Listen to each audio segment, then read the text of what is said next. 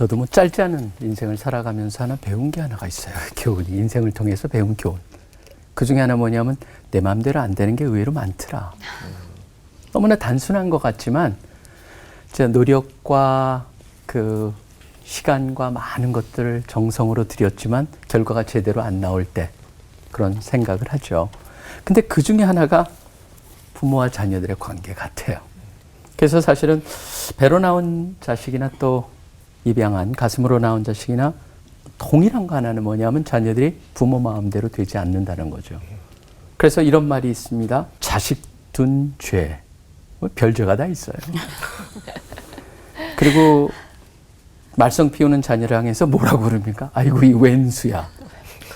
사실은 그 말을 들을 때 왼수랑 같이 사는구나. 참 그 마음이 어떨까라는 생각을 해보는데 그러다 보니까 뭐 무자식이 상팔자다라는 말까지 있어요. 사실 저는 이런 질문을 던지고 싶어요.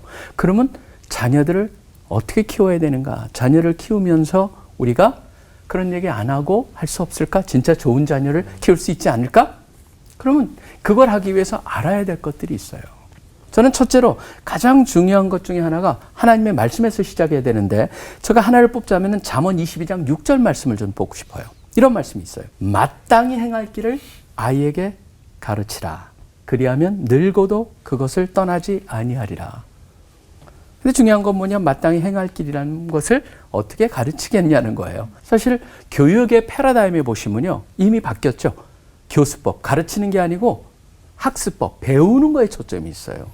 그러다 보니까 가르친다는 생각보다는 오히려 어떻게 배우게 할 것이냐라고 하는 이해를 가지고 이 말씀을 접근할 때 우린 정확한 이해를 가지고 실질적으로 할 수가 있다고 생각합니다. 이렇게 얘기할 수가 있습니다. 단순한 지식 전달이 아니라 배울 수 있게 해라. 그래서 그 말씀을 현대 패러다임으로 바꿔서 말한다면 이렇게 말할 수 있죠.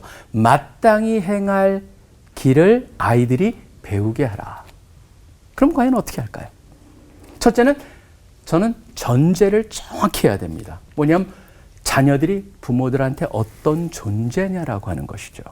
자녀들을 어떻게 이해할 것이냐. 아까도 얘기를 했습니다. 하나님이 주신 기업이고 상급이다.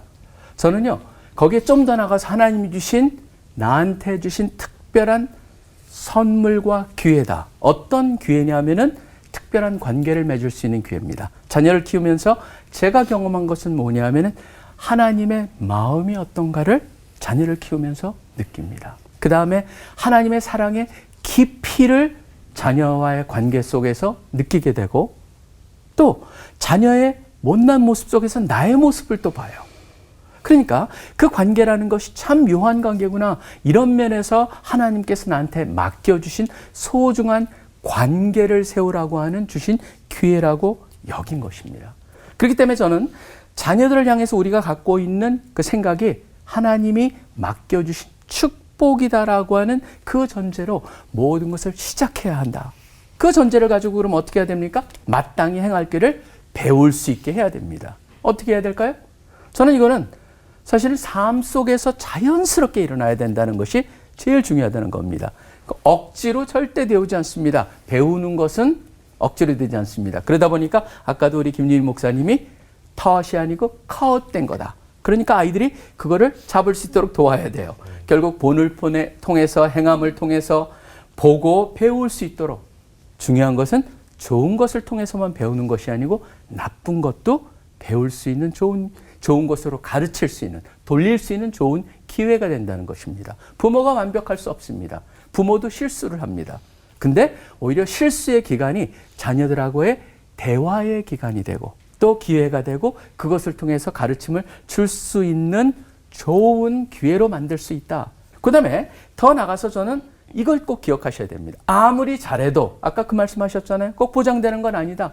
사무엘의 경우가 그렇고 다윗의 경우가 그렇고 막 여러 가지 얘기가 있잖아요. 성경에 보면은. 분명한 건 바로 뭐냐면은요. 우리가 아무리 잘해도 실질적으로 중요한 건 뭐냐면 하나님의 관계, 하나님과의 개인적인 관계가 너무 중요하다는 겁니다. 그래서 요한복음 3장 16절에 나오는 거듭나야 된다라고 하는 그 말씀, 요한복음 3장에 나오는 거듭나야 된다는 말씀이요. 그 거듭난다는 말씀이 거듭이 아노땡이라고 하는 헬라어인데 다시라는 의미고 있지만 하늘로부터라는 의미가 있습니다. 하늘로부터 나야 된다. 무엇을 말합니까?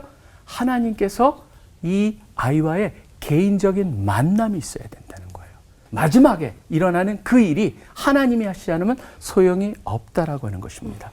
마치 다메섹 도상에서 사울의 변화, 그것이 아닐지라도 하나님과의 개인적인 만남. 그래서 저는 이렇게 말하고 싶어요. CC에서 전도를 훈련시키면서 이 말을 합니다. 성공적인 전도는 성령 안에서 예수님만을 전하고 결과를 하나님께 맡기는 것이다. 성공적인 자녀 교육은 성령 안에서 행할 것을 배우게 하며 그 결과를 하나님께 맡기는 것이다. 성공적인 자녀 양육을 통해서 이 세상 속에 영원히 빼앗기지 않게 하는 그런 역사가 하나님의 축복이 여러분의 가정에 일어나기를 간절히 축원합니다. 아멘. 기도하겠습니다. 하나님 감사합니다. 모든 것이 주님의 손안에 있음을 고백합니다.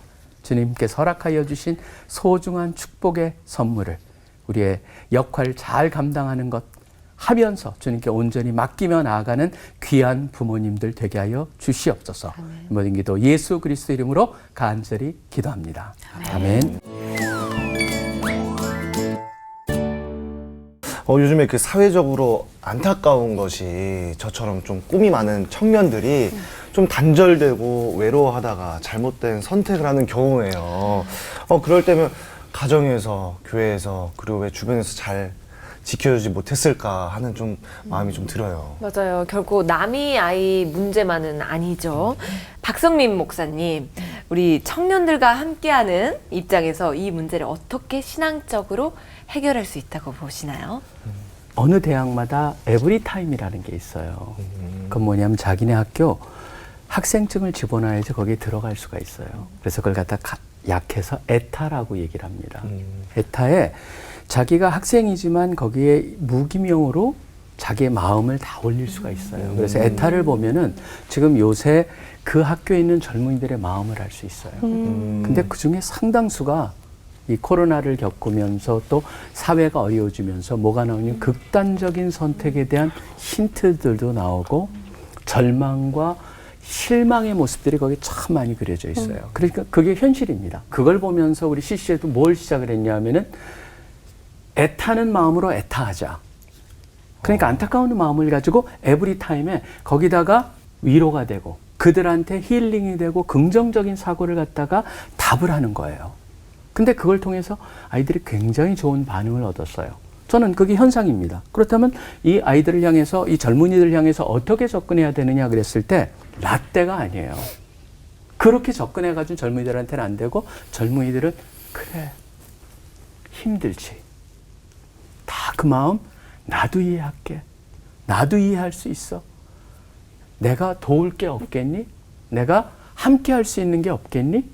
라고 해가지고 그들의 눈높이에 맞춰서 접근하는 그걸로 모든 것을 시작해서 풀어가야 된다고 전 생각을 해요.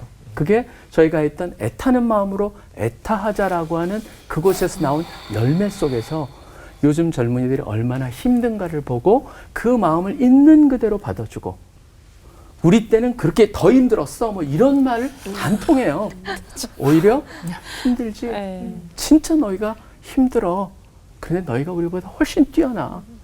그렇기 때문에 더 잘할 수 있을 거야.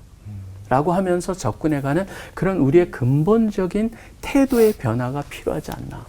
그렇게 생각을 합니다.